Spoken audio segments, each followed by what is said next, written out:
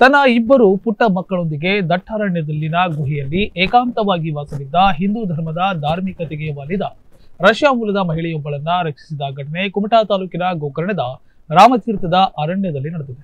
40 ವರ್ಷದ ಮೋಹಿ ಹಾಗೂ ಅವರ ಪುಟ್ಟ ಮಕ್ಕಳಾದ ಪ್ರಿಯಾ ಹಾಗೂ ಅಮ ರಕ್ಷಣೆಗೊಳಗಾದ ರಷ್ಯಾ ಮೂಲದ ಪ್ರಜೆಗಳು ಎನ್ನಲಾಗಿದೆ. ರಷ್ಯಾದಿಂದ ಬಿಸಿನೆಸ್ ವೀಸಾದಡಿ ಗೋವಾಕ್ಕೆ ಬಂದಿದ್ದ ಈ ಮಹಿಳೆ ಗೋವಾ ಮೂಲಕ ಗೋಕರ್ಣಕ್ಕೆ ಬಂದು ಇಲ್ಲಿನ ದಟ್ಟ ಅರಣ್ಯವಾದ ರಾಮತೀರ್ಥ ಬಳಿಯ ಗುಹೆಯಲ್ಲಿ ತನ್ನ ಮಕ್ಕಳೊಂದಿಗೆ ವಾಸವಿದ್ದಳು. ಅಲ್ಲಿಯೇ ಚಿಕ್ಕ ರುದ್ರನ ಮೂರ್ತಿ ಇಟ್ಟುಕೊಂಡು ಪೂಜಾ ಕಾರ್ಯ ಮಾಡುತ್ತಾ ದಿನ ಕಳೆಯುತ್ತಿದ್ದಳು. ಸಿಪಿಐ ಶ್ರೀಧರ್ ನೇತೃತ್ವದ ತಂಡ ಈ ಭಾಗದಲ್ಲಿ ಗುಡ್ಡ ಕುಸಿತವಾದ್ದರಿಂದ ಗಸ್ತು ತಿರುಗುವ ಗುಹೆಯಲ್ಲಿ ಯಾರೋ ವಾಸವಾಗಿರುವುದನ್ನು ಪತ್ತೆ ಮಾಡಿ ವಿದೇಶಿ ಮಹಿಳೆಯನ್ನು ರಕ್ಷಣೆ ಮಾಡಿದ್ದಾರೆ.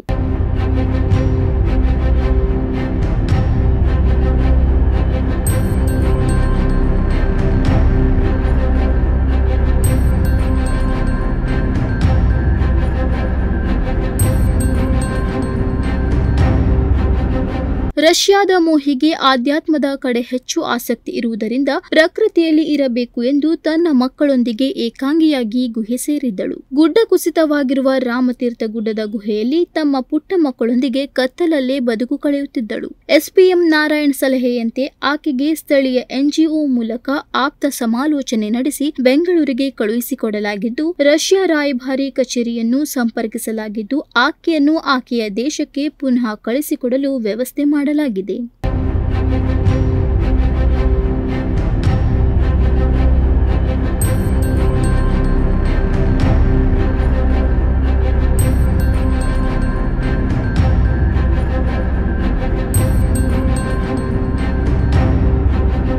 Nudisiri news desk, Honnavar.